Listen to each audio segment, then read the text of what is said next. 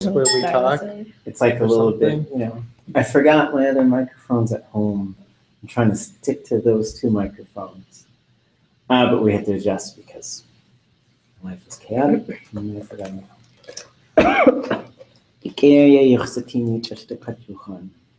And cheese iti dishi a wetlet ke ascote yikde will good away a klar.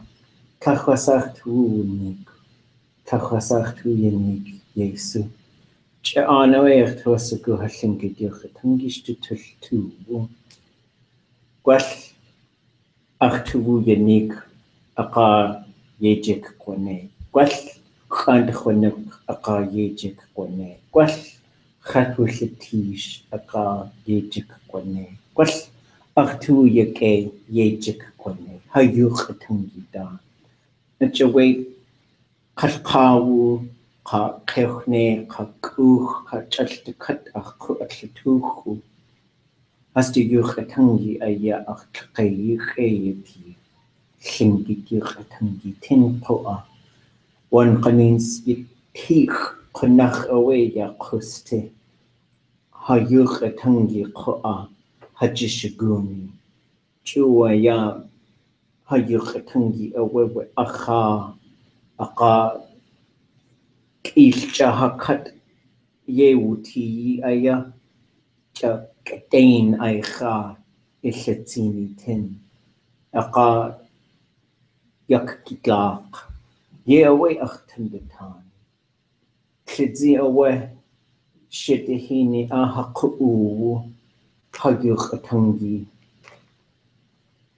kal adat aya pas unak Qayati qoa hatuasaku yakanach shedihini aya has aya achchayu khatangi aqa Tlingitani kach aya sagachtu achch yewe hatuasaku has sagachtu achchaya hayu khatangi awa has sagachtu achch yawa Ya shitihini haqu khusakutledzi aya ya kusti hasat dinanuch ka kasiyi at has shkautletsek kal tu nagu at qoa ja what has to tuasagu akat hase wukaq wasa at nanenya kusti yitin Hayuchatangi tunachqa Hakani yan has to in kadniki awa iyatach bilqaini iwaqini kunach yatanatain Aqar tuasakul yitat awa guk qach awa qayati kal qudach litin kasi tua ashku iwaqini aya Nadayi hinyacheti ka inakugudi isahani klitzi awe hastu yanagudi dachankute yewe hakosti yida yuch autushaat jidech we hawush kanachutu da ati na yida Tlingit yuch atangi has absaku tla us tla ka chit bu aqa hayuch atangi tin wushuch atla ati hanana yida khasaku away yidat tashayach away haqusti tin ka Yananan Kashitua Ashku Adaki has to down. What Kudach Litzin away, Kudach away has at Sakhan, where Adaki Aka Chuaya Adaki has at shot Nanan day. Aka Hutsukana, Kashatua Ashku, a Chuay Adaki Kash has to down away. a itch a chagudach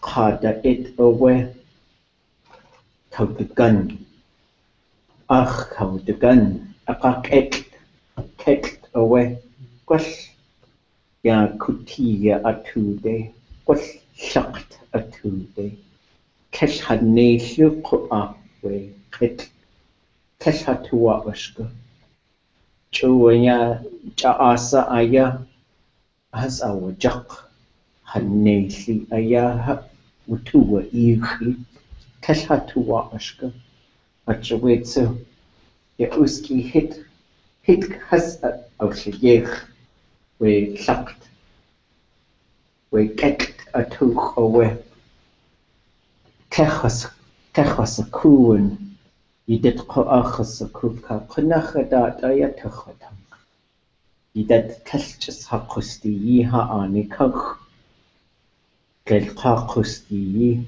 ka deki am kawu ka Jaqud a Dat yach sa way dat yach sa way Yak e Ydet tu wa ach Kwash Kaya kukana Kunach ayat Duchan ayi Duchan ru'ad Nashtakat hasadu sa hanak ru'adi Arshish na nayida Duchuni away Wuna kwash Nask yaki Nask tak shuhihe Away Khusatin away Khusatin Uncle Polly aya Yewe achina kawani gachli Kay de wuna Ya ku'ik klain yak kwahi Ku'ik klain yak kwahi Ishik away Polly Khat aya qasai Yata yis Nachawe adata yatechotang nich Hayuk atangi aya Kasatuwa ashkuhanak Uhihi Achawe Adat aya Hayuk atangi techotang ka Wushu khautusha atnich Hatuasagu hayuk atangi stakhat at akanach Ya Stakhat hakusti yitin Ya kusti Lana Adaki Kainswati Ka Atnakohu Atyanakuti Wutlihu Woosh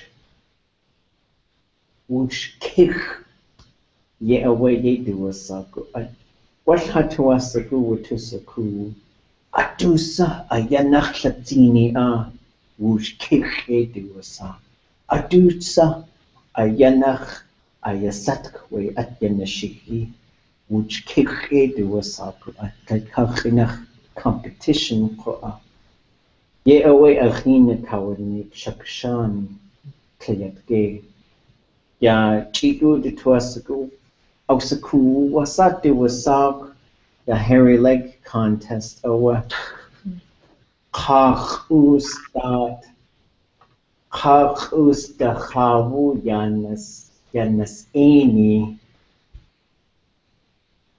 Which kick Gwash ye away ye do wasaku Atwatu shuk adat Ye away achkandatani ya yagi Adusa dutu wasagu yuch atang yidat koa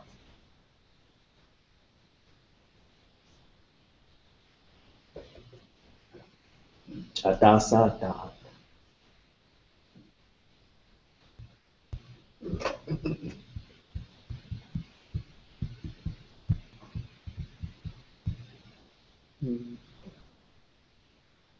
Kay kakinach That's Tlingit kinach Tlingit chinach shukwa akatlet chach Ye away Tlingit privilege ye do wasaku Kaskaw kinach Aya Ach tuwak ayasigu. Mhm. Katsu hastu tuwak ayasigu. Gwash, gwash, gwash tuwak dachnak ka du tuwa. Hechosagu gata. Ya, ayik the way subject pronoun aya. Just ayegu denki abu tuwa achkoa. Kakwe ach tuwa sagu. Ach tuwa 0 sagu. Akoa. Ach tuwak isagu. Baby. Adjective. What ach tuwa sagu in kachwani. Like kachinach. She likes you, he likes you. Do tuwak isagu. With achawe. Hatuwasagu pam. Hatuwasagu. Do achji with subject pronoun. Yatatsu. Hastu tuwachasagu. Hastu tuwachasagu. They want me. One contains two. Hin ituwak agesagu. Yatatsu akwa. Just ayegu genki yechayaka. Hin ge ituwasagu. Chadasa ituwasagu. That seems to be totally optional. But there might be times when speakers prefer it to be there. But it's not, I was wondering if it was if it's like the pluralizer. It like makes it plural. Hastu tuwak. Like, because it's a body part, tuwa, and body parts don't pluralize. The cut has to sha. Maybe if those heads were all decapitated, the cut has to sha. Maybe we'd have to run some experiments. Decapitate things. I was just thinking because we got really in depth about how Kashkawa was talking about Kashkawa, his great grandfather, but they're both Kashkawa, so it's like they're both the same, but they're both unique in some way. And so I thought he was saying like, because Kashkawa was talking as Kashkawa, this Kashkawa. And so he was saying, I thought he was saying like, Tuwak Ayasagu, because it was like some weird like plural. As we listened to it, and I'd have to listen to it again, he could be saying, Tuwak Isagu. Because this is another thing that you could do. Like I could say, Tuwak Isagu Hundaki Hikide. I want you to go to the store. So it could be something where you're saying, I want you. And this is an interesting thing as well, because that want verb could also mean like. Right? So that's why in Tlingit, you don't say, I like your bracelet. Because then it'll be like, no. Or maybe they'll be like, here, I guess. Or maybe they're just really nice. But it could also be tied to other things where you don't. So when we talk about these things, like in English, we might use these things where we drop the verb, or maybe you'll say, are you going to write it? I say, no, I want you to. So I don't need the verb in that case. And so I might, if we know what the verb is, we might sometimes drop the verb. And then, or sometimes the verb might come there as well. And that, using that subject pronoun, which is really weird. So if we look at how these things conjugate, we learn the patterns, but then we learn the unusual things. And so wanting, and when we get into wanting people, those things get really interesting. And they can also, you gotta be careful, because it can always be interpreted when you're wanting people that you want them, you're lusting after them, right? So you're always sort of one step away from that. But it can also mean, I like that person.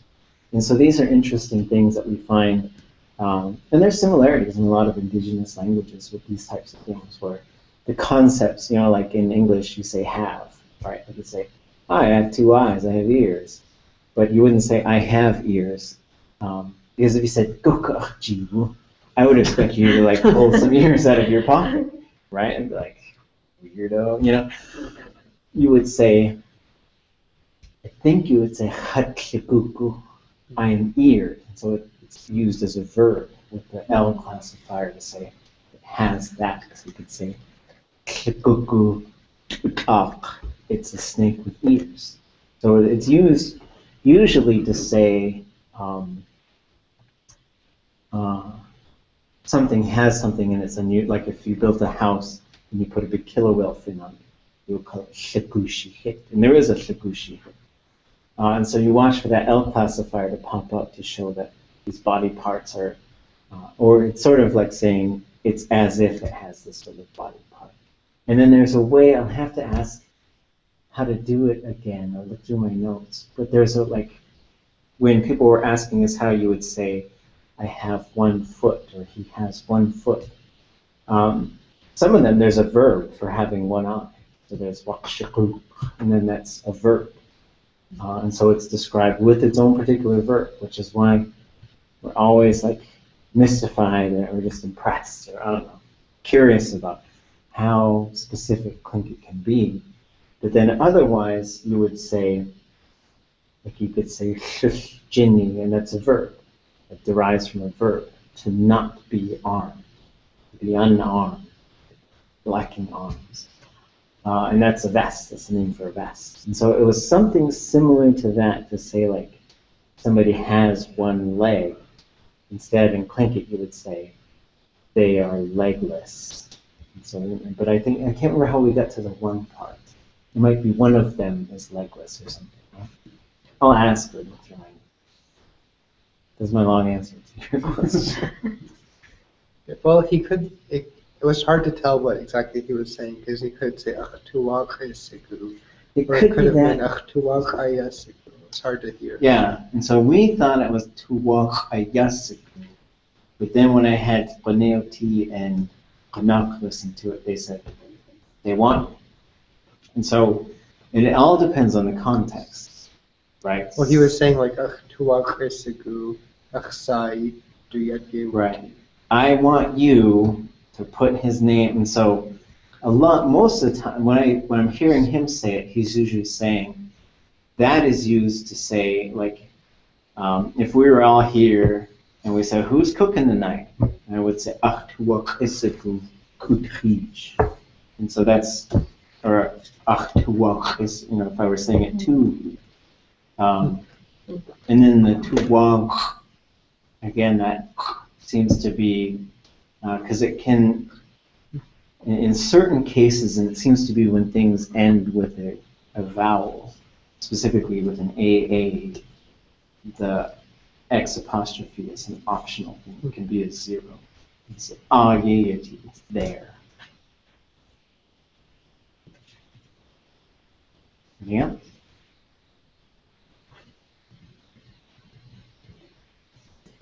Anybody got any conversations that they want to initiate? I believe like go ahead, Juan.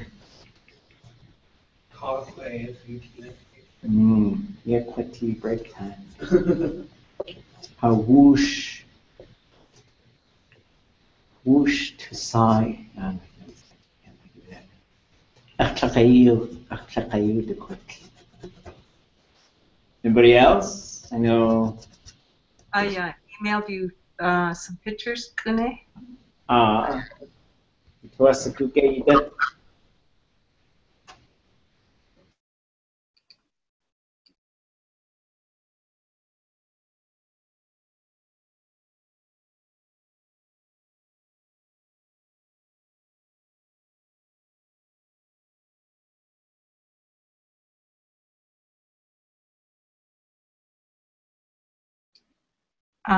I don't know if I did the right thing, but do you want me to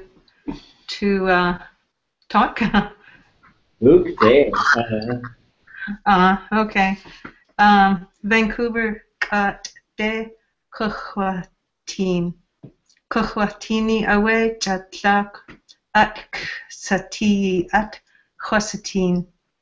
We it kutiach has ye ayasak nadayihin guk.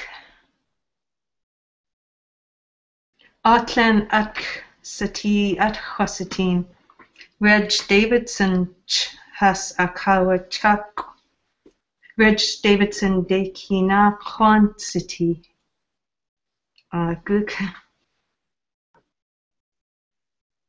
Kushtini weka shanch city. Chal asterchich city. Yech duchlu our shot. Guk. Reg Davidson du chlik klen you du sagen dachi gang. Glekha kenach Charles Edenshaw. Dachi gang or Charles Edenshaw wait uch te akawachak. Guk. Wait agu chicht lakat at ashtin. Guk. Atlen yakewe.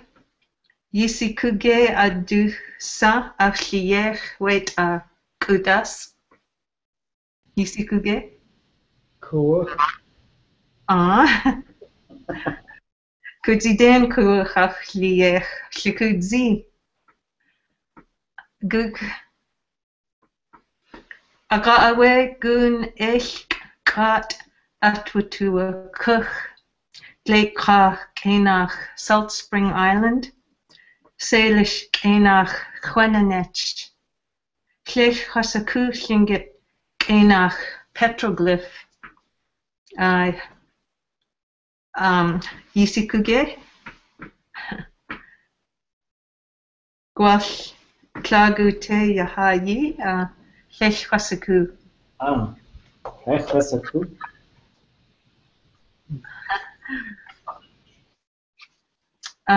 Guk.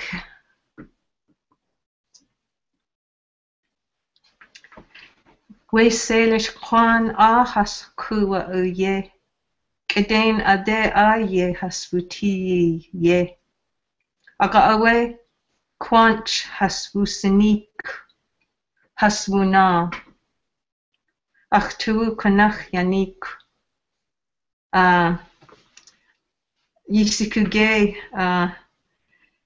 or Tlechasaku Tlingit Kenach midden.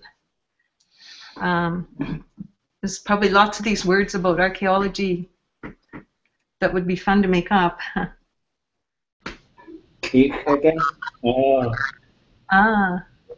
It's a pile of rubbish. Gosh. Oh, key. Key. Okay, Guk. Aga ich de wutua at. Aga awe kayet kwat wutusitin. We te kayet klagu kwan kich has auchliech. We te kayet nach yawada. Atlen yakewe. Guk. Wanganines we te kayet ye du asak. Wilson's bowl gleit ka kenach. Klech hasaku salish kenach. We te kayet adayu tuchwatan. We klagu kachaku adayu tuchwatan. We te kayet ach tu yeyuti. Hutuwe gunashtish. Kunachote gunashish.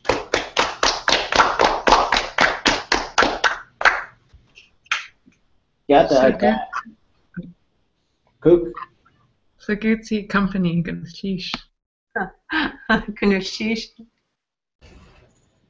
Yakehawe. Yada. Yake kudasi kakunach wuke yuchatangi. Kash Aushayech aya Adutsa Woosh Aushaka a Kaushahit Adutsa a Kaushahit Yakutas Ikach Kuwuch Awe Konachuk aya get Hechosaku wasa duasaku atyat tsu Christensen. Kustinsin ye aware duasaku. Ya Gwash naming committee atine khayiti qoa wan qanin sway aqaa qayati has ha'at waskuku aya has khawus nu wasa duasaku at gatu yeke aya ye Gwash klagu kwan klagu te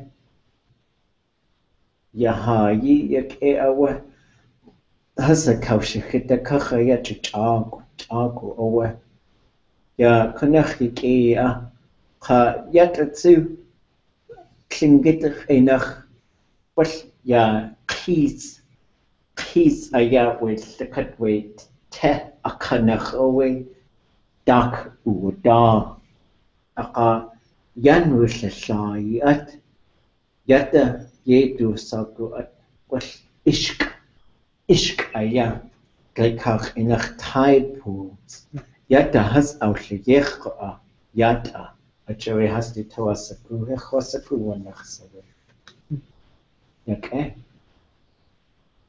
kadasa Johan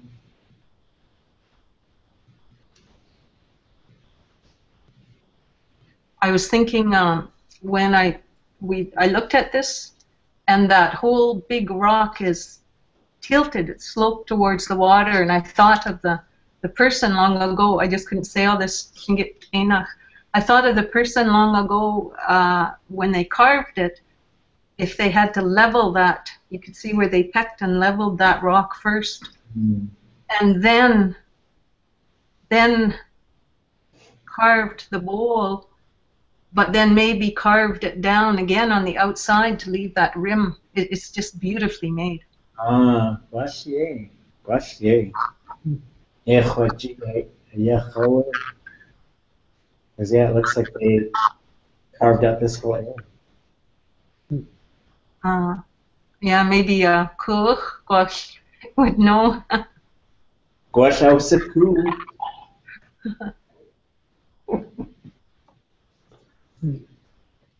Interesting. Okay. Tlecha chagutich kunach atletzin. Tlecha tundetanitin.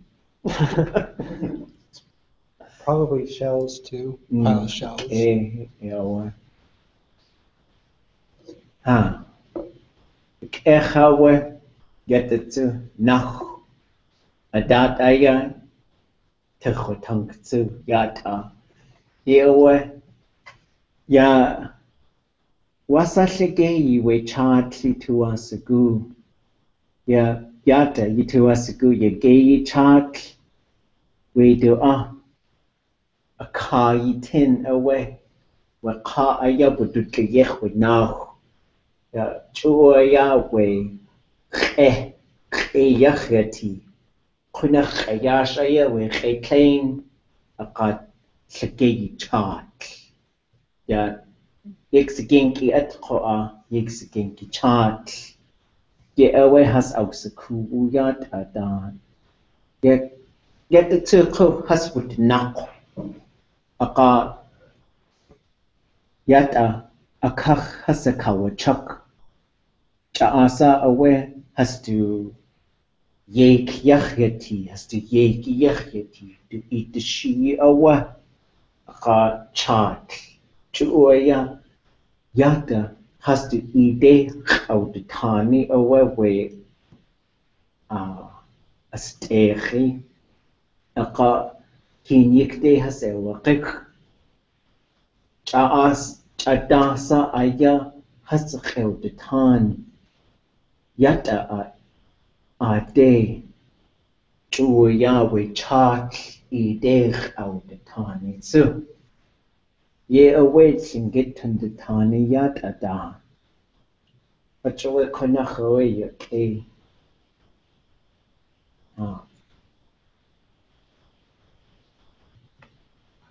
What's a Kadane Aushakuk? A coward up, yeah. Ka a day a coward up, yeah, ka a day. A day cow do it, yeah, ka a day cow do shihit, yeah. Yeah, just a cut at the kach. Okay. Anything else?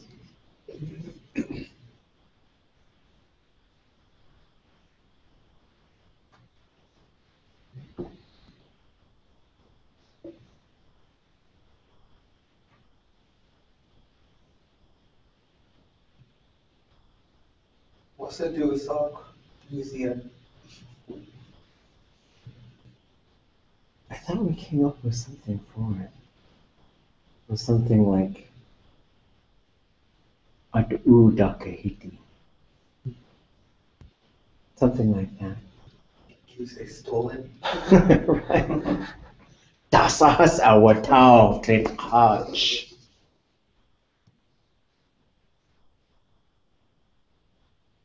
Anything else?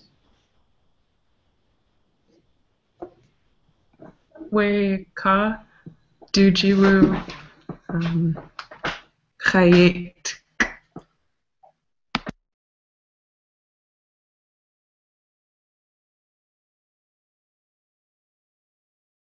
Yeah, away, was yet a sucked yach yeti with a yate. A yikde away has a cow. Has a cow sakha. Sak echi. Sa echi. Ka was kek. At ha. Yik away. Dasa du shakach. Dasa yiji.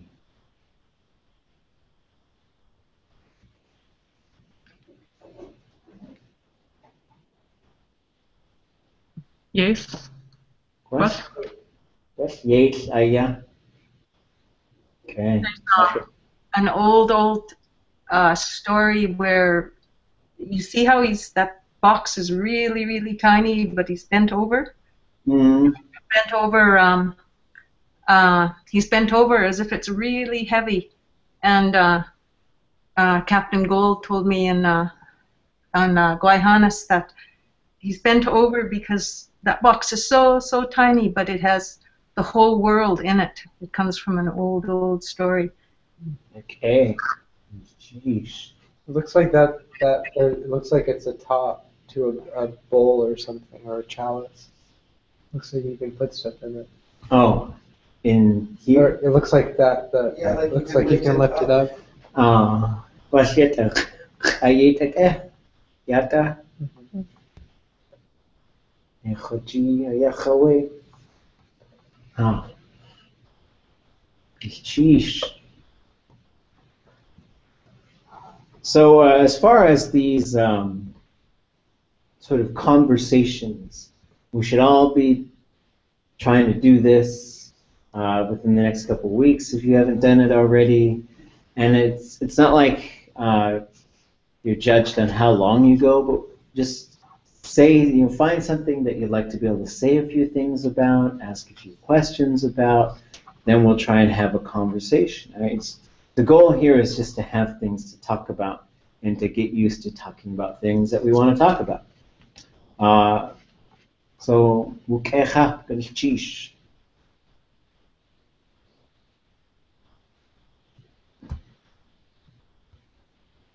Okay, any questions? Thoughts?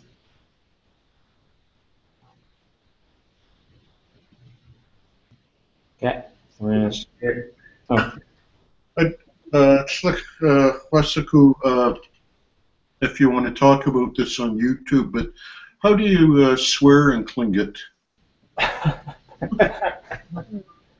There's a few things that I've heard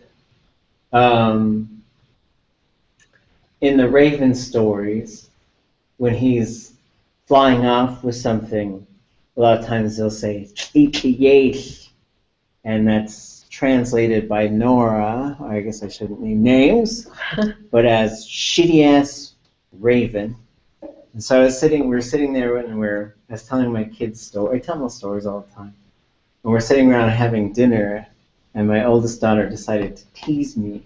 I'm always happy when they speak Tlingit, because I can understand lots and lots of Tlingit, but getting them to speak is a challenge. And she started calling me Ish. So that was like, this language revitalization thing is backfiring. So there's another one which is Kuhatsi, which I don't know, like Kuh is a aerial, Hats is vomit, so it's like pukish kind of. So you could say, and that one comes from the Battle of Sitka story. They were talking about this sharpshooter who was Sukpiak, and they didn't like him, so they were calling him Kuhatsi. And those ones are both sort of adjectives, which I guess maybe I should put in my adjective list. Could that be like people's vomit? Could be like people would vomit at the sight of him, maybe. Or like he's yeah, it could be. Depends if. Yeah, and then Nich Kakawu is another one if you're trying to insult somebody. That's saying somebody on the beach. Nich Yeti is another way to insult a person. And those have to do more with like you're insulting somebody's lineage. And you're kind of saying that you don't have a clan house, you just sleep on the beach. The other things that I've heard, so Nana, everybody knows Nana or Nana-i. If you're really upset, you could say Nana-i. I've always heard it in teasing. I haven't ever heard the serious version. Nana-i, I think the linguistic equivalent would be FU, and it's often accompanied with this, which means stick it up your butt. But Nana-i, I think the literal interpretation is death for you. And so sometimes you'll say Nana-i, na, and the final na is like when you say take it. So that's pretty serious. Chushtu idishi translates, I think, to literally would be touch inside of yourself. So go F yourself would be another way to sort of translate that one. Those might be the only ones I really know. Lear has an expression in his notes, Kwaska Yat Akawa Hitch. He threw piss in their face, eh? He uses it to say people think they're better than you, but he showed them up type of thing, I think. Just yeah, there's lots of ways people talk about, they'll say like, in Tlingit, they'll say they're trying to get ahead of us because they has to tawasaku,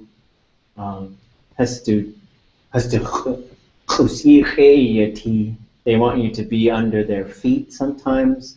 Or they say, he wants to go out ahead of us.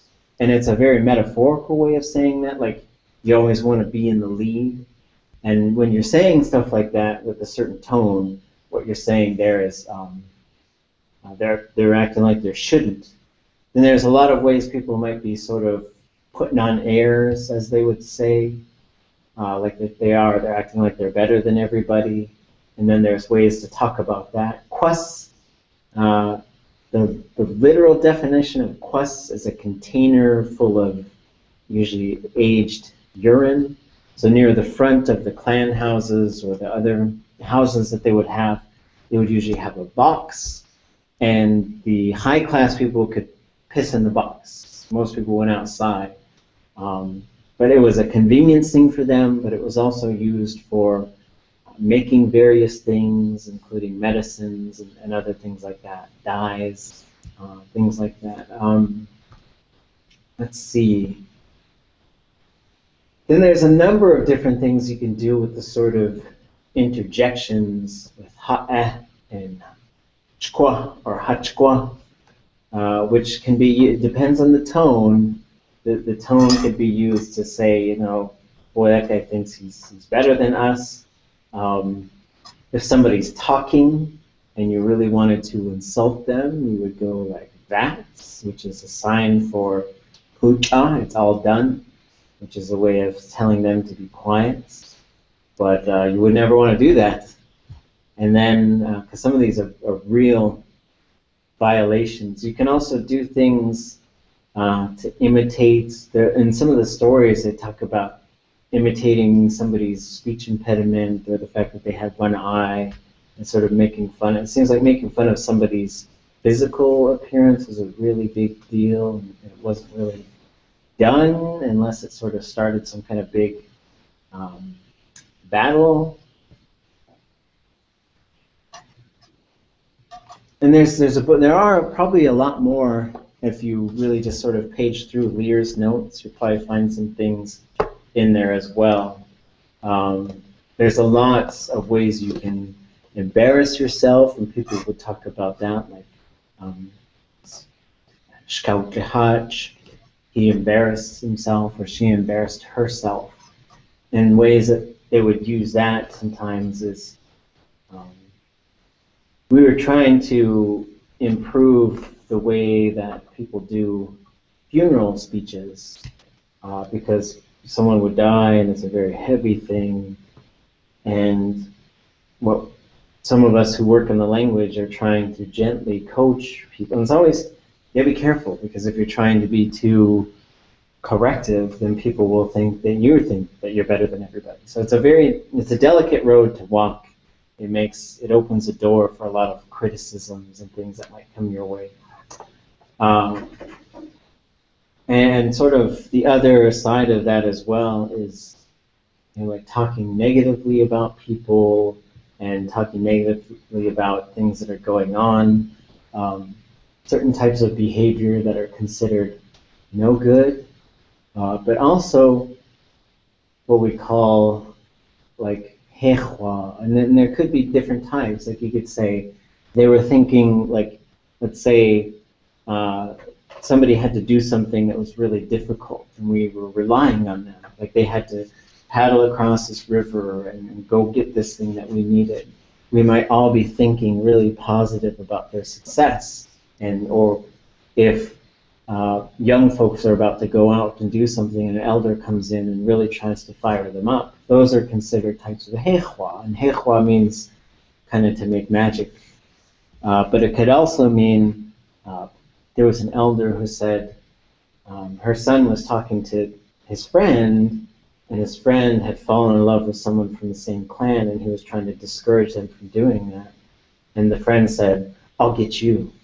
And within a year, like the friend was dead and the mother had a stroke. And so sometimes we think about those things as well when people were doing, you know, trying to wish harm on people, and how those things worked. It's mysterious, because the other side of that is getting into the realm of the icht and the things that the icht might know how to do or might do to prevent some of those things. There's a story in our family about a lot of people getting sick, and then an icht for the shukach adi who did a ceremony and could see that somebody was out there putting illness on people, which they call like nikdain, to do something with ill will, I think. And so he staked out the seal skin on the ground and stabbed it with a dagger, and that seal skin was bleeding, and that icht who was doing those things fell over from the knife wound dead. So there's this whole other realm of things that we sometimes touch upon. Some of our elders tell us to just leave it alone. Some others tell us, you know, how to sort of navigate some of those realms. And when we get into insults, it's a big deal in Tlingit. So it could be real fun, but you got to be careful if it's public. You got to be real careful if they're plant opposites, and you got to make sure that everybody's in on the joke, you know. And so some of my uncles were really good jokesters, and they like to tell lots of jokes and tease a lot. The other thing that they would say is, I think they'd say,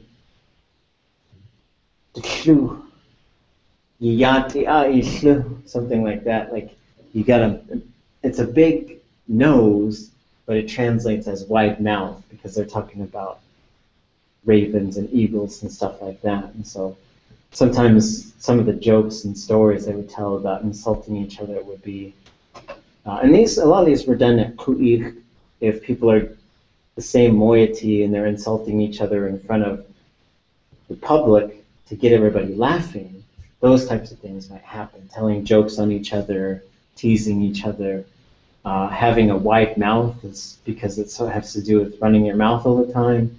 But then sometimes they'd say like you use a shanate shash to eat your food, which is the big sheep horn spoons. I've heard that kind of thing as well. Yeah, then there's other ways to say kind of more straightforward things if you're upset about the way things are going, and I've heard this as well. And they'll say, they don't know anything. And so sometimes, you know, being lacking any type of knowledge, especially about tradition, chawasa can be used to say they're just doing it any old way or recklessly, and that's also seen as being a real negative thing. And so a lot of elders might say, hey, just you have to tune.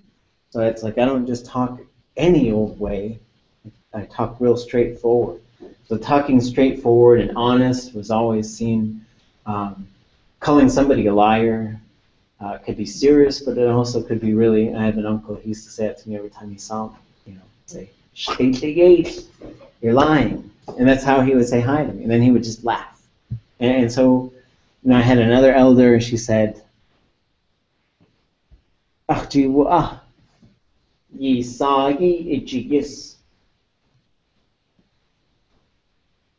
Tsiqaini. So she said, I have a new name for you. It's Tsiqaini. Dasawi Tsiqaini. Kekakhinach Yisikuka. Shetahini Atawash Qagwech. Atwadiqin Ati. Atkaudiyichi At. Yati Awediku. Tujacheti Qadlate. Kik Hasakhanich. Haskhat.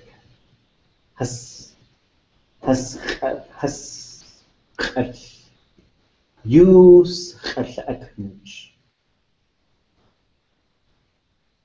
Magpie. So I was like, magpie. And she said, and then she switched to English and she said, talks a lot, says nothing. So, you know, sometimes you could think of sort of, and we were laughing, it was all in good humor. And so sometimes you can be with people that you know, and if it's not in public, you can insult them a lot.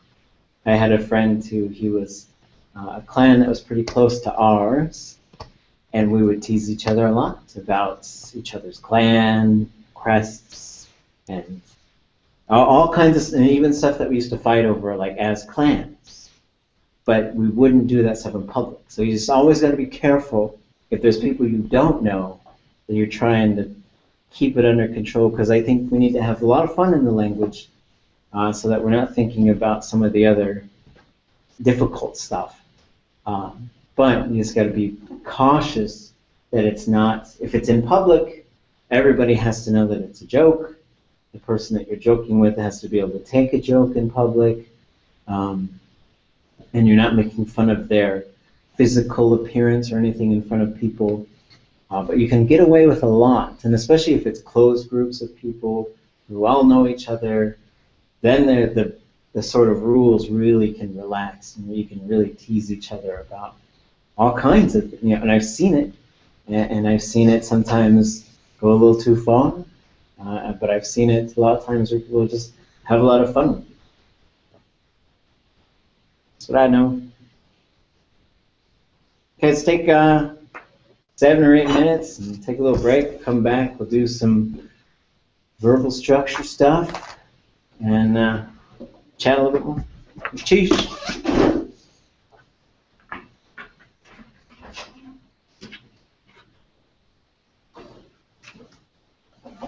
Was Ethel was out there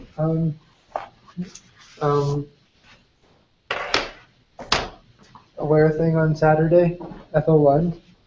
I don't know. Women of Distinction Awards? She wasn't one of them. But Yeah, I she don't- was I she oh, did you see her? No. I saw her picture on Facebook. Oh, I didn't. Saw so many people out on. Oh, Yeah. I love Ethel. I don't know if I've ever actually. I don't know. It's Mike's grandma. Yeah, I've known her before.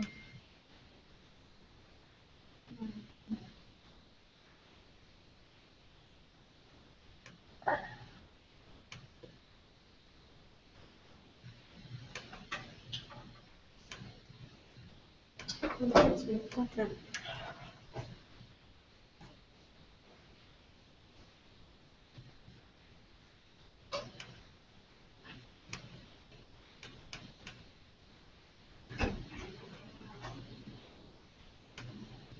Thursday.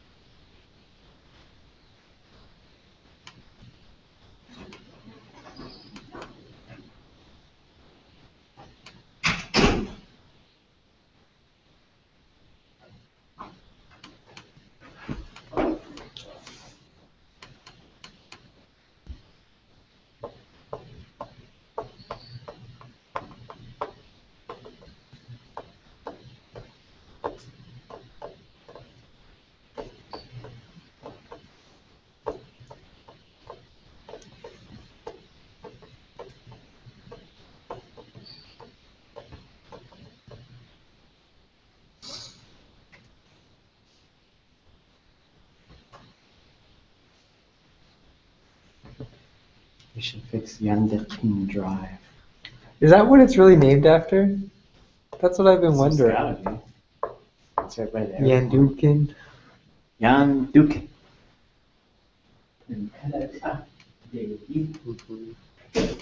It's not Canada Day. Canada Day. Canada Day. Signs. Start putting diacritics on the street signs. I was wondering if that's what it's named after. I've wondered for a while. Yeah, I don't know the history of Had to have been named a while ago. how they were named. Guess it's a nice effort. Mm-hmm. Yeah, because I don't complain about them. So. You know what? There's a street, you know that alley behind SHI, behind the city hall downtown by Goldtown, Nickelodeon? It's Shattuck Way. And Shattuck was the one of the senators who was opposed Oh, yeah. to the Anti-Discrimination Act. Change that. I wanted student government to do a resolution. I don't know if it would do anything, but Uh-huh. I mean, contacting the city or something, you know. You know anyone who's a delegate? Mm, mm-mm. The Central Council could do a resolution. Well, there's Juneau Community Council. Mm-hmm. Janet, They're all Janice, delegates. Janice Hodge. You should put a resolution. Juneau. Maybe a good place to start because it comes from the tribe and not from an individual. Let's see if the tribe could approach. And then it would be neat to get like a Elizabeth Petrovich or William Paul Street or something like that. Yeah. At least like Elizabeth Petrovich because it's Juneau. I mean, it'd be nice to have a William Paul something. Well, the other thing is we don't want to always do things the way they do things because we don't really name things after people. That's true. Which is something we do now, and it's another one of those things where it's like, do I become a complainer about now that we've got these cool things, or do I just, because I'm like, well, sort of like, it's not as bad, but I think about the guy who's carving the crazy horse into the mountain. I'm like, It's not. don't carve into the sacred mountains just to show that this is how we would carve into sacred mountains if we did carve into sacred mountains. That project has been on hold for decades. All they have is the head, and it's just nothing. But And so it's interesting, you know, but then it's always a tough call. But I'd rather, you know, what if we found other names for some of these streets? You know? And it's interesting because I don't know what we did a long time ago, and I don't know what they did a long time ago. When they named things after people in Hawaii, they would say like the red perch of Ke'alikalani, and the perch is this thing inside the house where they would store things. oh, For them, they say that because it's like she's sitting up on the perch watching us, and so. yeah, it could be like the.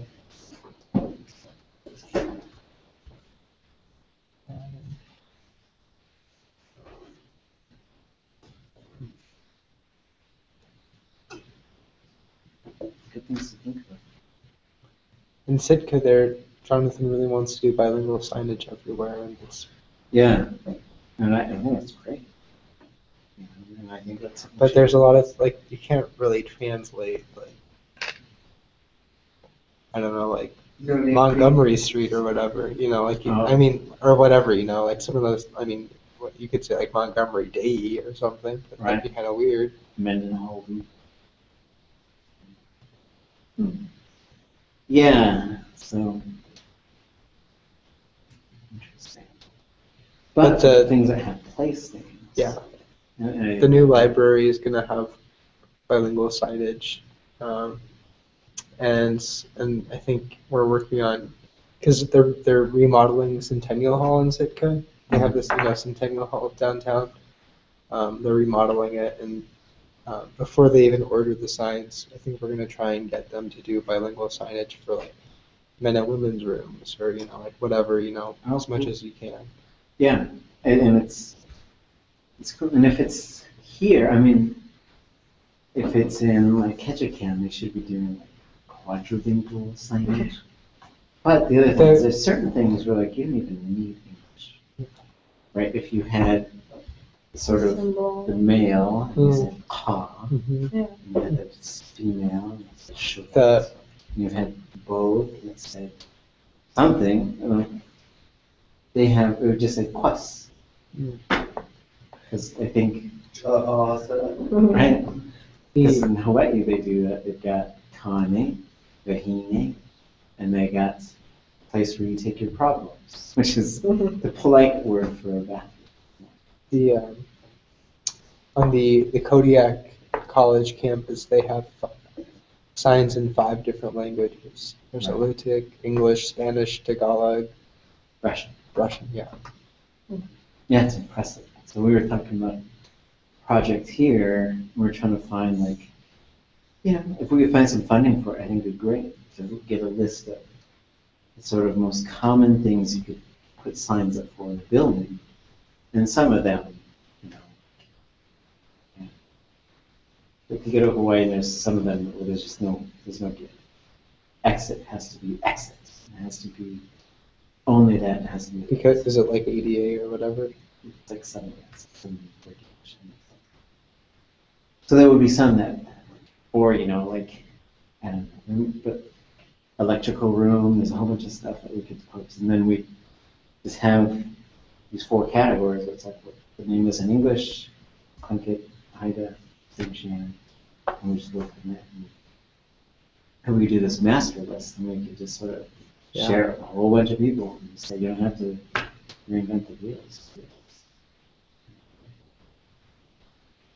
Okay, guess we're back.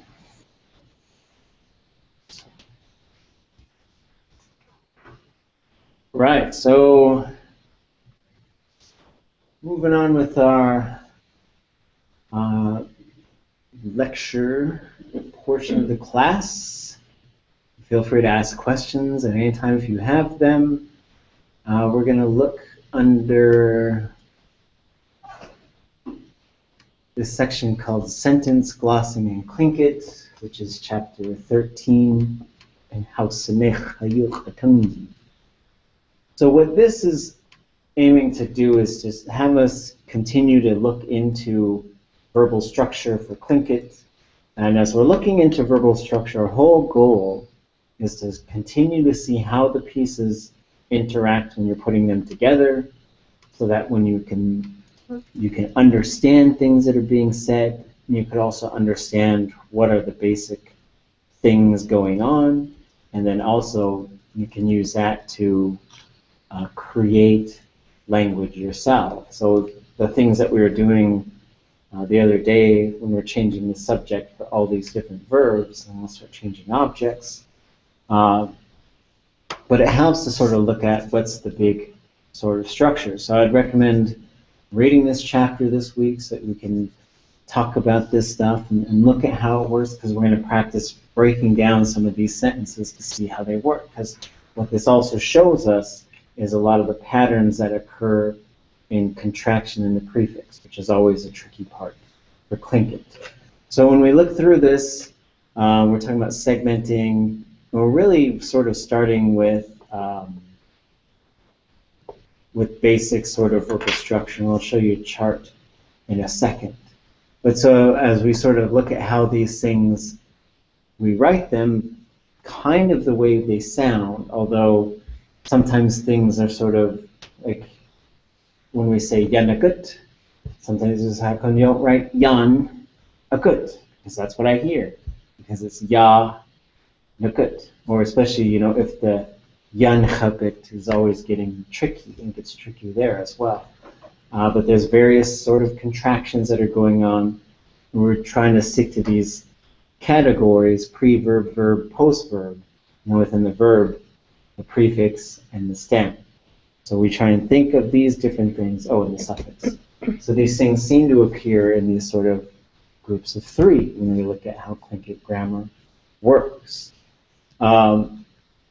And so the reason that we try to teach it this way is because we can see where, I'm going to make this bigger. So we can see where the verb roots are, and then we can see what kinds of things are going on before it. So basically what we're doing is we're continuing to think about how to write things so that if we hear something, if we hear somebody say, wasa iyati, we would know, okay, I need to write that as 3 different words, wa, sa, iyati, and that was how we would write them. Then the next step is what we call segmenting. So this is saying I dash ya dash T. All right, and we put the root marker in here to show where the verb root is. And we also list some different invisibles in here. So yak A, it's going to be 0, yak A. So this is where we start revealing some things that we may not be hearing or seeing when we write them, but we're putting them in there so that we understand how they function. So yak A can change to khat yak A, ka yak A, kuwak A, yi yak A, so on and so forth. So we start thinking about how to see those different things. And same with things that don't have verbs in them, so gu, sa, and then douche, So sometimes we'll separate the different words with a plus symbol as well, but this is sort of a step-by-step process to get to segmenting and glossing. So as you're thinking about trying to give yourself inspiration or projects or whatever to be in Tlingit, some of that is going to be studying the names of things, some of that is going to be listening, some of that is going to be trying to talk, but you also should be spending some time looking at some Tlingit, and either there's some exercises you can do like listening to some Tlingit and trying to write down what you're hearing.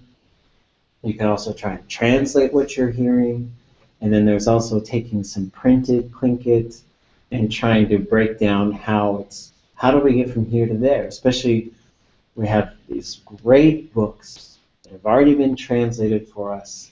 It's a lot of work to just sort of figure out how did we get from here to there. And these are all really simple sentences, but in the stories and speeches they get really complicated, and we start introducing metaphor and other things, which makes it a little bit more challenging. But I think doing that stuff shows you how the thought process works in Tlingit through this middle ground of linguistics. So some of the things we also tend to write things differently. We write them with the Y, with the 2 dots over it to show that it's, especially in the case of the classifier ya and the perfective marker yu, that those can become wa or w or u in a variety of different situations.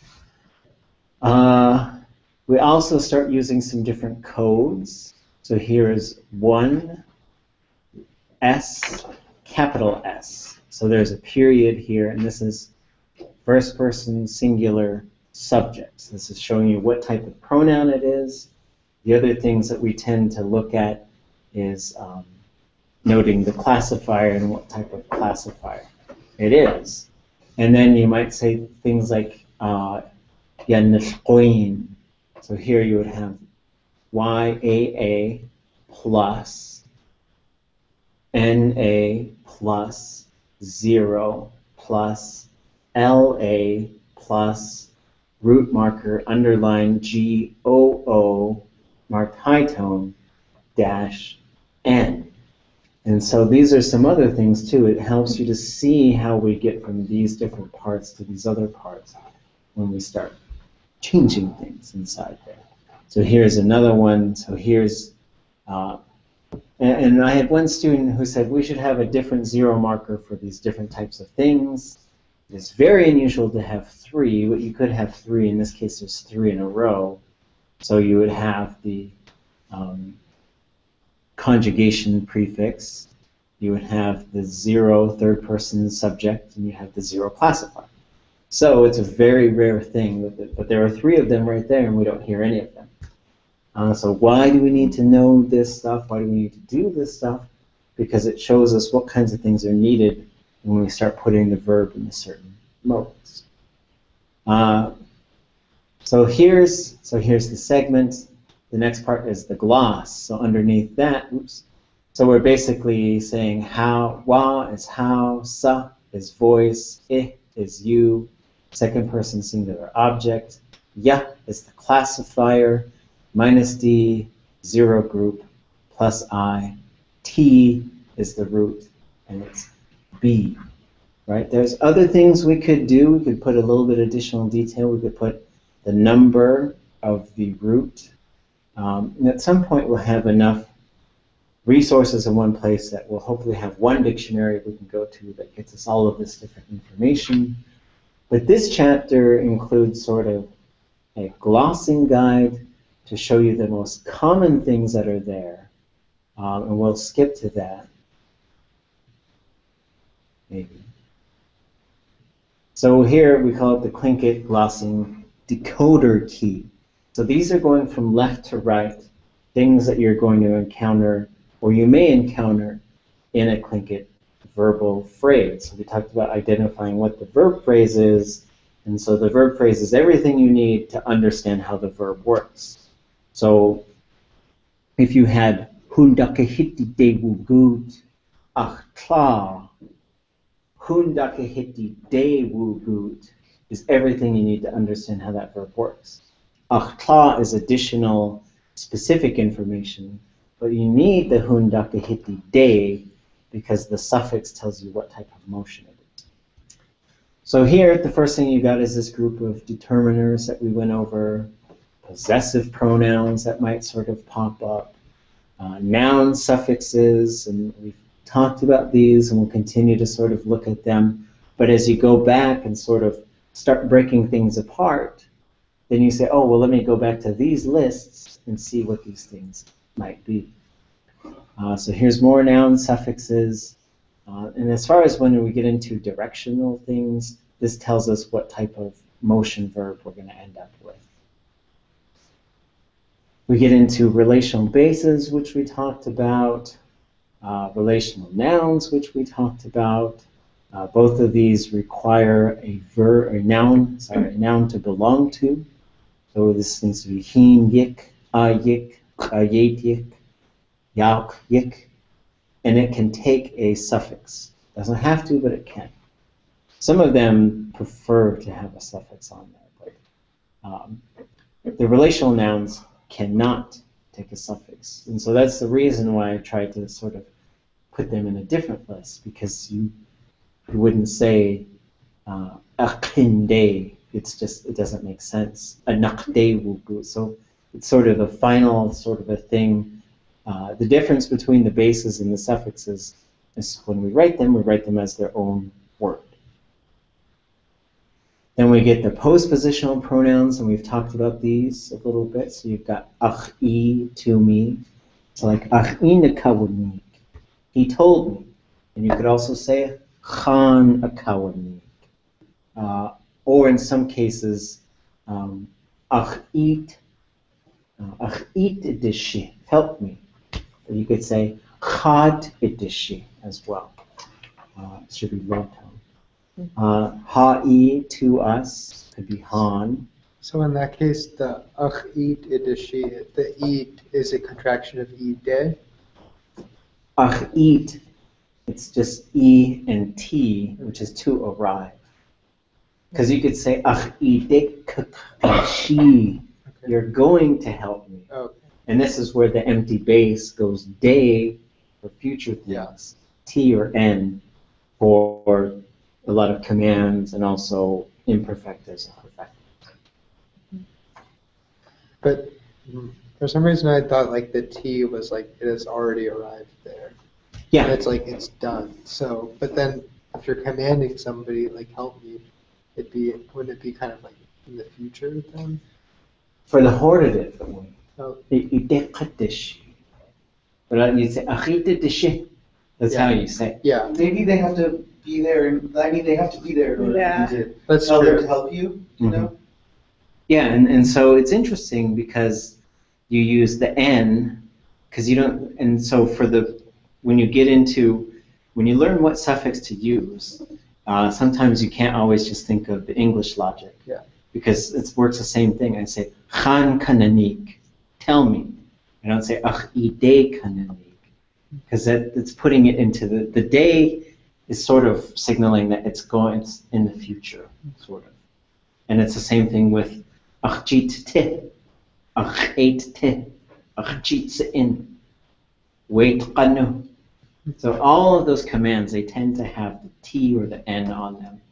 And maybe it's because you want it to be done. but you know. So same thing, you also get, sometimes you'll get dune, but that's very rare. You'll get kun, you'll get on. So on could be confusing because it could be land, it could be to it, or with it in some cases. And then we get into our group of preverbs. And what this is showing you, and these charts come from Crippen, you can also use the Tlingit Verbal Structure Handbook.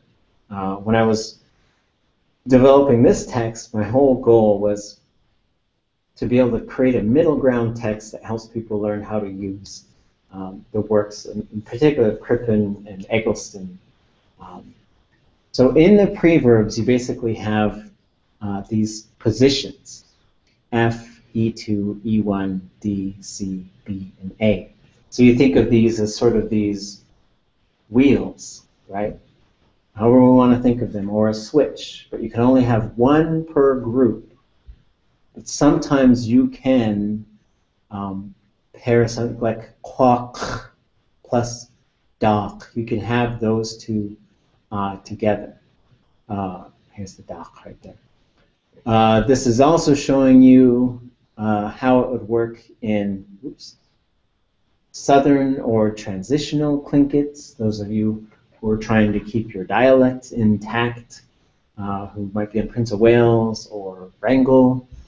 And then it shows you the sort of what this means. But when we get into preverbs, sometimes the meaning doesn't really necessarily matter, especially with K and Ye and Ya.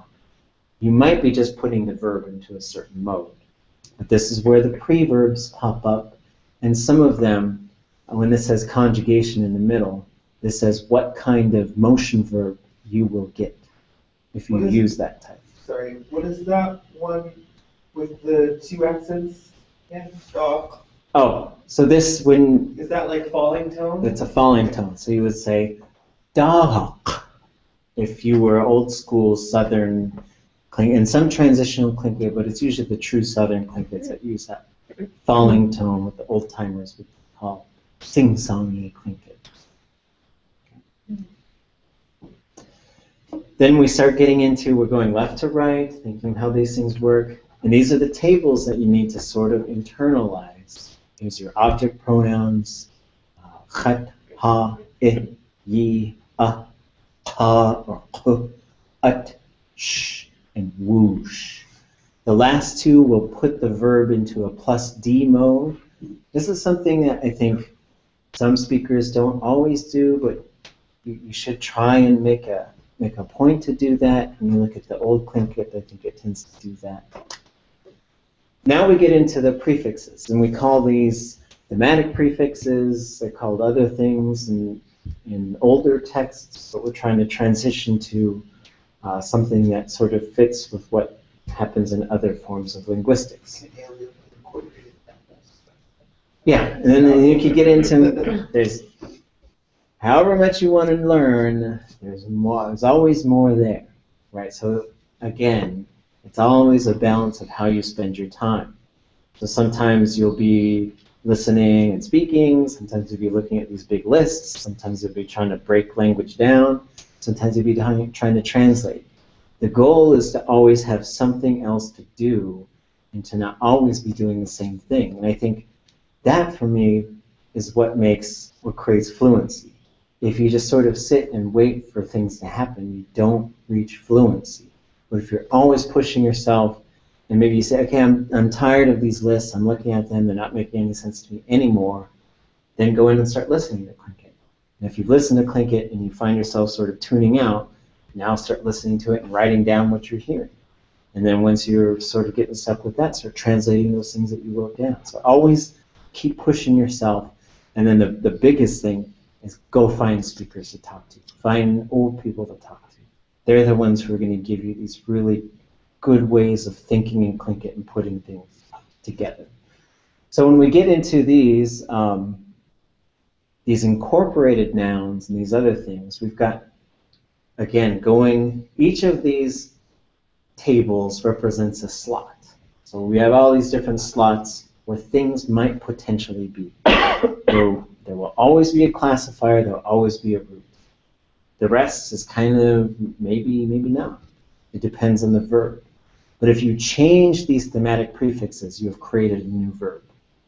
So that's an important thing, to keep in mind. If you start adding these on, you've created a new verb. The meaning is usually usually it derives its meaning from the root. But what it is going to change. And we'll see that as we start breaking some more verbs apart. So k relates to a space. It's this thing we call the area. Ka is compared to. And there's another ka. So this is where there's two other kas. And this is where it can get a little tricky. Which one am I seeing?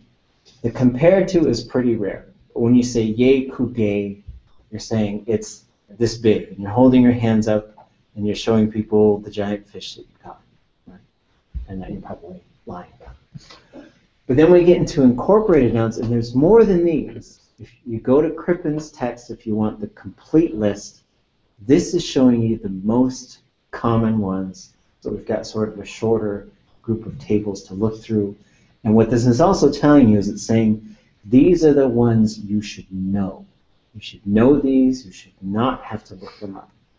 So je, hand or possession, tu, inside, sa or set, the voice or neck, kh, nose or point, da, around, ka, ke, or ka, mouth or opening, sh, the head or top of something, sh, the end of something, and then there's which is just athematic.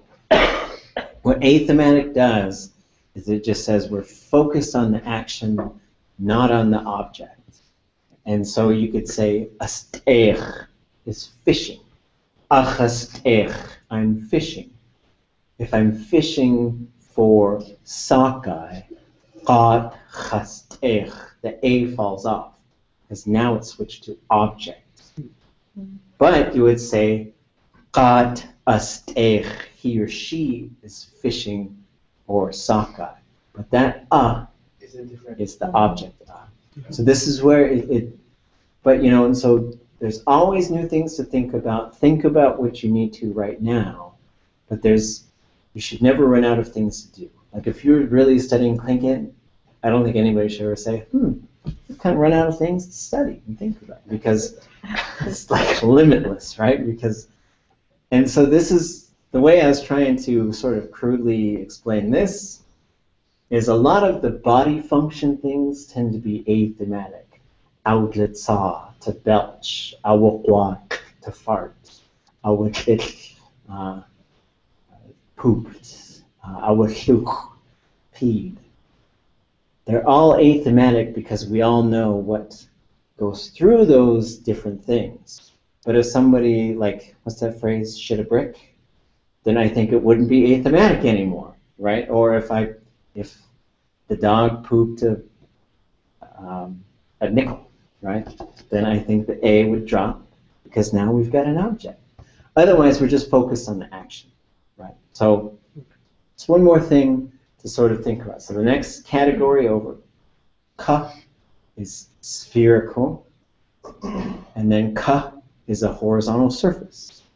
They're different, but they occur in the same spot, so it has to be one or the other. And you just sort of learn them. You just sort of, kawakwash is probably, something rolling, but that's probably the horizontal surface because it's rolling along something. Hand me the ball. That one is spherical or round. And then ya is the vertical surface or the face. But you can't have, it's got to be one or the other. Self-benefactive is to do something for the self or to do it immediately. And this will push the verb into plus D.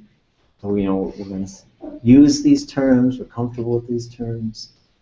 And then we get into when we talk about contracting prefixes, these are ones that tend to, these ones are less likely to contract, but they will. Like you could say, adexachaye, the way he was dumping these things out. So it would be ade kasechaye. Adexachaye is usually how you would say that, because ade will cause contraction in the prefix word. You usually wouldn't get it. So we're getting in, there's a couple different things. One is to note when you have the conjugation prefix and when you have the mode. Conjugation prefix pops up in certain verb modes. Command form, hortative, and also all these different potential forms is what we call them. Otherwise, it's generally not there, but it's affecting the shape of the stem. The other ones, the mode, they pop up in certain modes. So the future, you will have ga mode, irrealis, and you'll have ga mode every single time. So it's like we were using this metaphor of the switchboard. And so what we'll do is I'm going to create certain images that show you turn this thing on, and this thing on, you have hortative. You turn this thing on, and this thing on, this thing on, you have future. So that's where these lists come from. These things don't always have meaning, although the conjugation prefix is sort of derived from types of motion. And again, so they appear in different areas. You can have qa mode in addition to these. You cannot have na mode in addition to other conjugation prefixes, basically. Okay? You get ga mode for future. You get na mode for progressive imperfective. And then you get qa mode for hortative, future, and potential. And that's why you say qaqasti. That is q, the aerial, qa, the conjugation prefix, in qa mode. Then you have perfective, but you can't have perfective and qa mode at the same time. So that's why these are broken down into these tables. And so you've got these sort of illustrations that show you how the grammar works, and you've got these tables to show you what the components are in that. So then what's like nakati? Nakati, let it be that way. So what's the na? So the hortative will always have the conjugation prefix and qa mode. So you would have na conjugation prefix, qa mode. Okay. And same with, you might say yainaqati or yainqati. Let it be that way. Right? So this is what you're getting, all those different hortatives, and those hortatives are great because you're just really saying, let it be that way, let him do it, let him or her, you know. And so as you study, especially like the Raven stories, you'll see Raven uses those hortatives all the time. So he'll say, let me fall on qaja. So you've got qa for the downward conjugation prefix, qa mode, and then the classifier. Everybody okay? All right. So now we get into subject pronouns, cha, tu, I, ye, 0, du.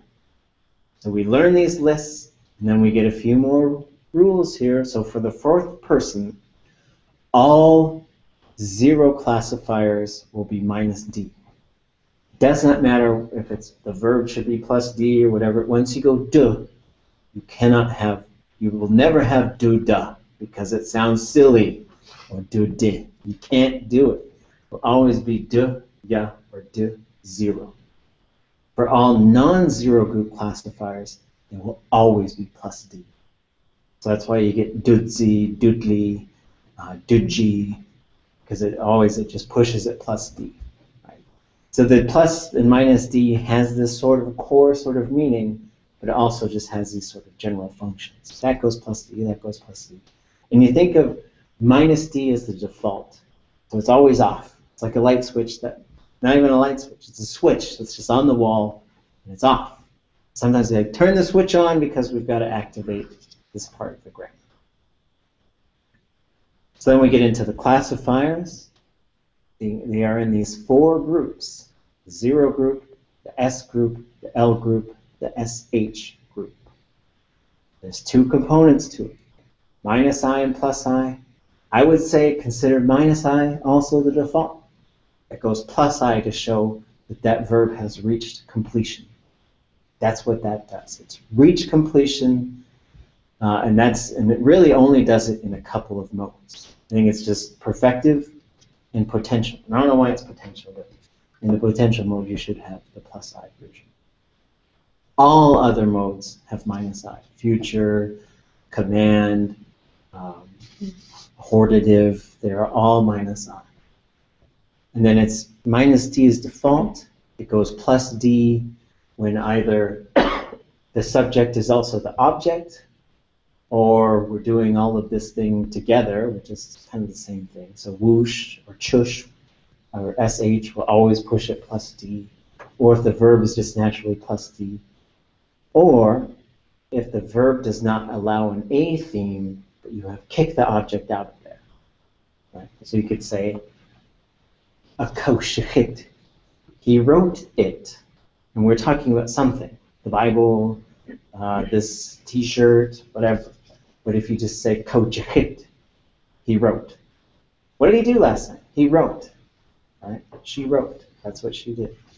So if you have an object, that means you're doing the verb to something, but if you want to kick the object out of the verb, you make it plus D, and then there's no longer an object in it. So that's what D and minus D and plus D do. It gets confusing and scary because we use these different terminologies to talk about it. But we have to talk about it because we have this big, there's 20 or so different things in a single verb. So we've got to figure out how to talk about it. On the other side, you've got the stem. And so with the root, there's a couple thousand different roots. And with Tlingit, we always have to keep learning more and more of these roots. I was goofing around with some of them today. I was like, what is this? And I finally found it means to move something just a little bit. So it's to move it just a little bit. And this is a verb for we have uncovered a tiny portion of the way our ancestors used to do things. So what you see is those speakers that were really awesome just knew tons and tons of these verb roots. And you need to use them metaphorically. And so another thing that you should be doing is going through Lear's stem list and also the Tlingit version, the Tlingit chapter of the verb dictionary. Just looking at those verb roots. How do those function? What happens?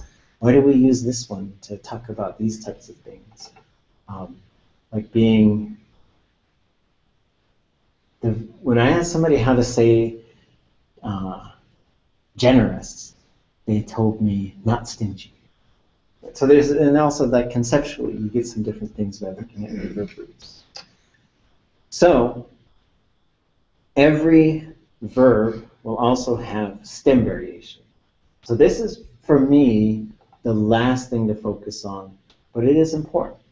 So you've got short and high, and you've got open and closed, right? So really, open means there's no consonant at the end, closed means there is.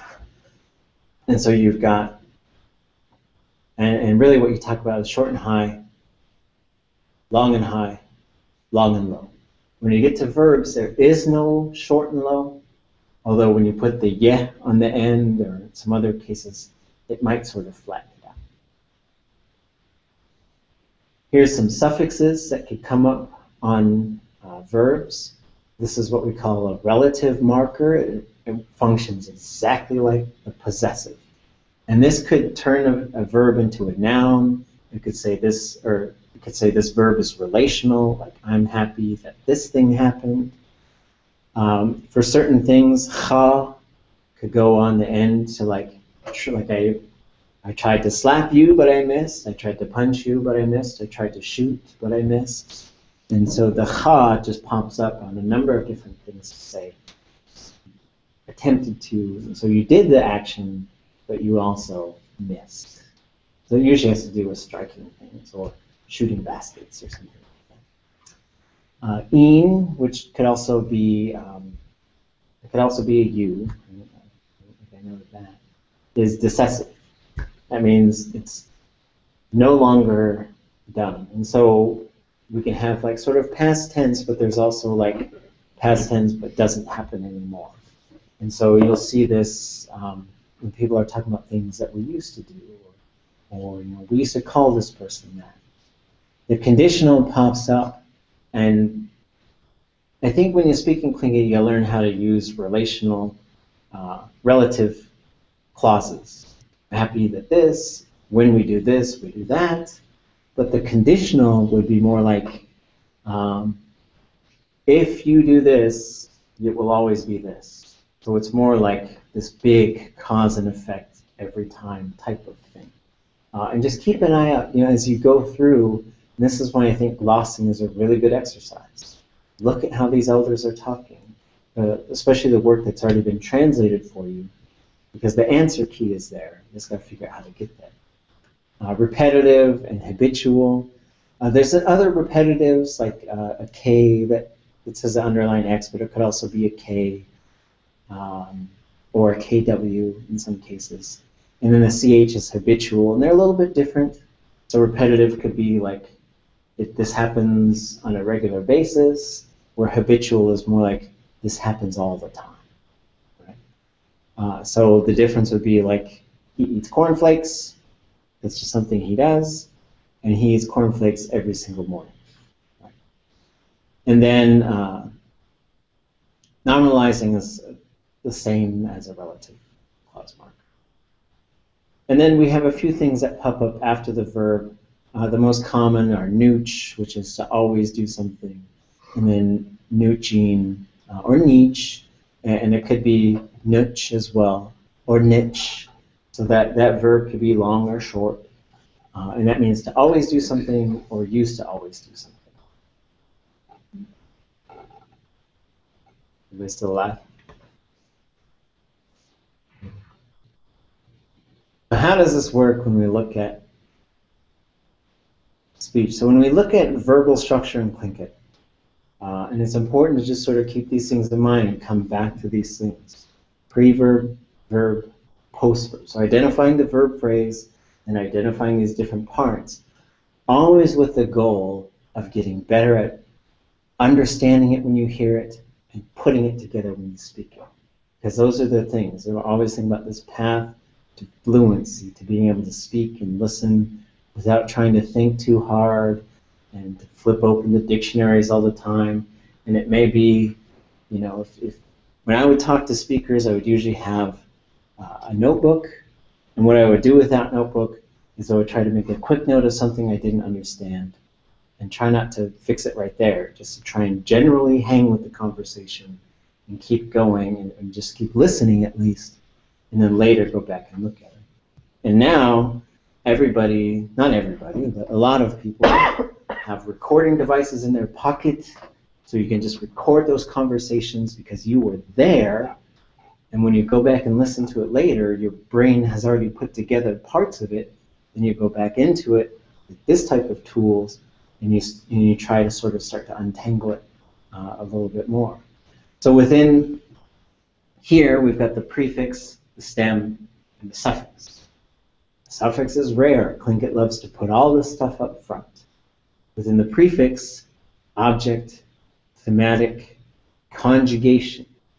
Within conjugation, we've got the outer conjugation, the aerialis, the inner conjugation, perfective, and modal, which is q mode. It doesn't matter that you know the names of all these things. It just matters that you generally know where these types of things go. These go here. All these things go here. This, and the reason why we call them conjugation, because all right here is where you make it future. All right here is where you make it hortative. All right here is where you make it command mode. Then you've got the subject, the classifier. In the stem, you've got the root and the stem variation, which is just saying, what is the vowel going to look like in the stem? So here's an example. Can somebody read that for me?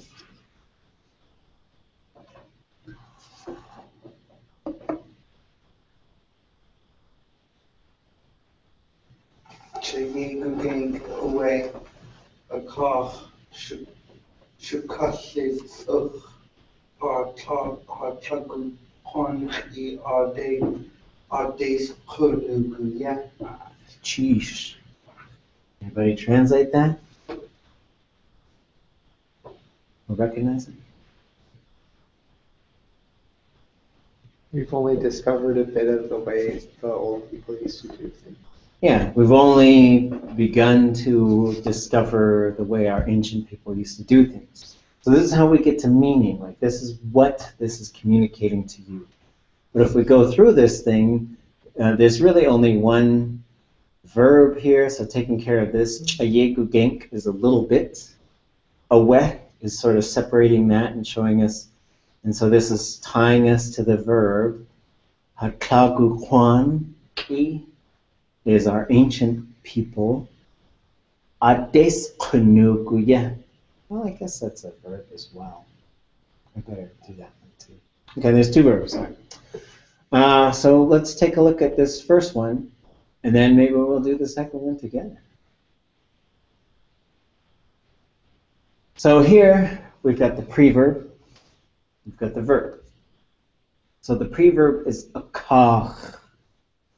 The verb is shukaishetzuch. There's a couple of different sort of strategies that have to come into place here. One is the segmenting, and I would prefer to put the plus there just so that we can start to see a little bit of word separation. Is its, and actually what I should do is in the gloss put third person, non-human. That's it. So we put the type of pronoun as far as person, and then we put the type of pronoun as in, is it possessive, is it independent, is it object, is it subject, or postposition. The other thing I tend to do is I write what that word looks like before it gets changed. So ka will become kach. It'll go long and low, and these are the rules of Tlingit suffixes. Generally, they will go long and low. So te is kuwakan te yi. So it goes long and low, which ends up with a high suffix, because the suffix, if it's a vowel, it will always be opposite of what's before it. So then so this, we know it's on the top of it repeatedly, or either moving around on the top of it. So it could be a mouse that keeps coming back for the cheese, or it could be a mouse that's dragging the cheese all over the place. So I would say along the top of it, right? Or repeatedly to the top of it. However, you say it's kind of an either-or thing, and when you get to the verb, you can usually go back, and that tells you what it is. And as far as listening to this stuff live, it'll actually make sense, because your brain will hear the akach, and then you hear shukauchetuch. And then once you learn that verb, you know what's going on. Right? And it's not the repeated one, it's sort of a long. So shu is the end of something, ka, the horizontal surface. We put the zero marker in there because there has to be a subject in this. So it's he or she. Yuh, the Y in this case, is the perfective marker. Oops, that is bad.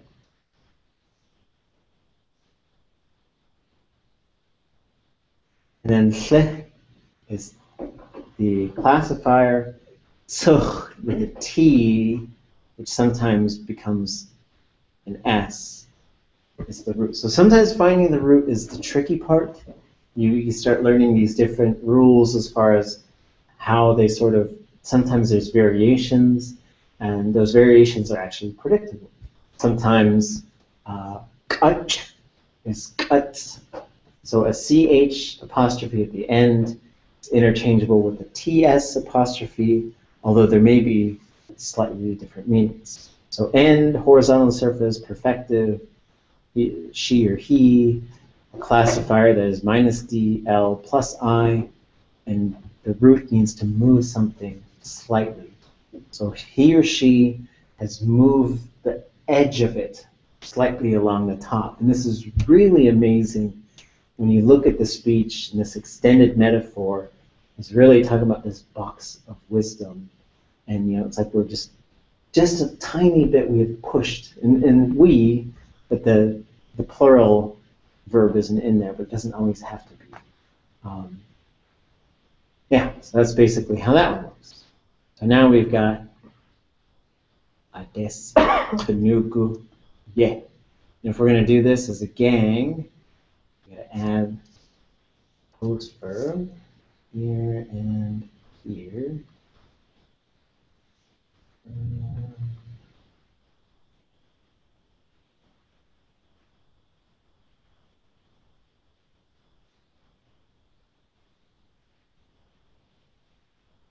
Okay. As far as how we're going to take care of putting this together, what are we going to do with ade?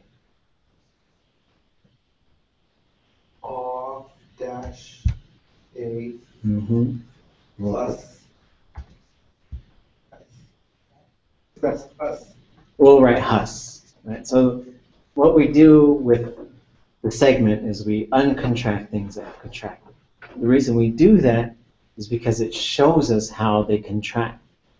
Because I'll tell you, if I have a hard time with ya, hus, and then whatever, like ya hasna'at, yasna'at. I could say it, but sometimes I got to really think about it. Even if I'm just really just talk, and then for some reason where the hus goes is always interfering in my brain with the ya or the ye or the k. Like one time I was stuck as in a ku'it and huna.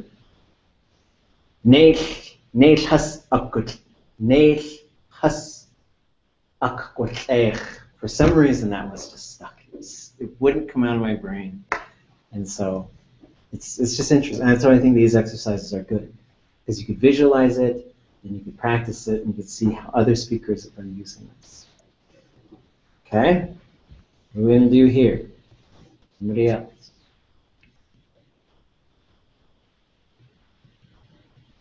Anybody online want to try it?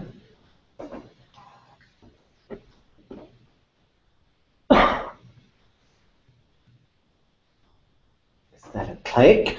Okay, anybody in the room want to try it? Knugu. What do we have? And there's a zero somewhere. 0. Ah. 0. Nuke. Okay, so we can do, so when the other thing that this helps us to see is what is the yeah?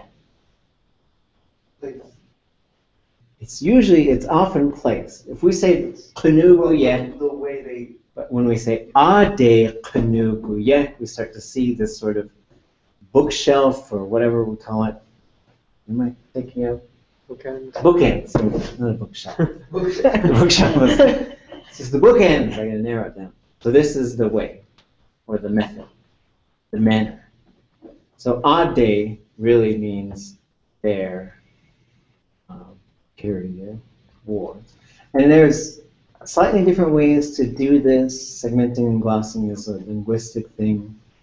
I prefer to use hyphens to break it apart here, to use periods where the hyphens are here, and then I would use a hyphen, I'll show you. So like plus they, oh yeah, Them, they. them.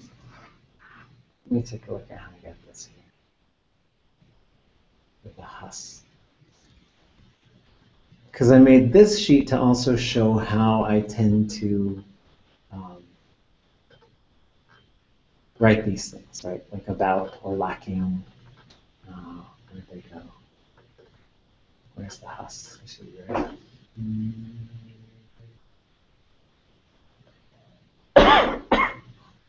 There was something up that towards that further. Up. Keep going.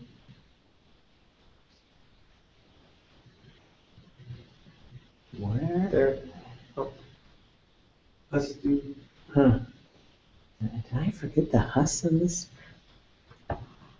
What the devil? Okay. how could you forget about us? I forgot How could them. you forgot? How could I you forgot forget them. Okay, so we're just going to say, in this case, they. And then we're going to put plural. The pluralizes either the subject or the object of both. And we're going to put area. What's the first 0? Object. Subject. Subject. 3, period, capital S. Classifier, minus D, 0, group, minus I. Nuke is to do or behave. And then we've got relational. And we've got way. So this whole thing sort of translates into the way that they do things, the way that they behave. So that's how this sort of phrase is working. So these are the steps. And so underneath you could have a third line where you sort of, you might say the way they do things. And so this is how you sort of start to piece the things together. And the other thing I think that this helps you do is take care of word order when you're moving between English and Tlingit, which is always, I think, a challenge. Like which things come first?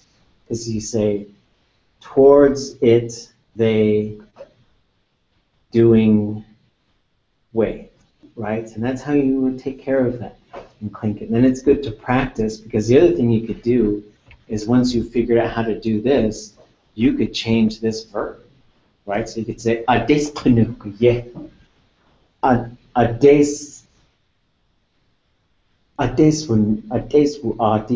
the way they were walking. Ades use the way they were talking. So there's a whole stretch of things, and here you'd have ade plus you plus has plus asha'atki. Yeah. Okay. Okay. Maybe.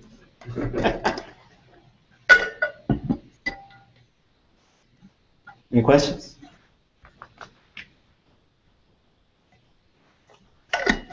Okay, so we'll go back into some other sort of, and this whole thing comes from this set of sentences that we're sort of working with to figure out how these things work. And then I'll give you guys a few to try, hopefully on Thursday. And then we'll do some other things to just listen more and talk more. Get away. Which AI you're calling now? Finish. Ah.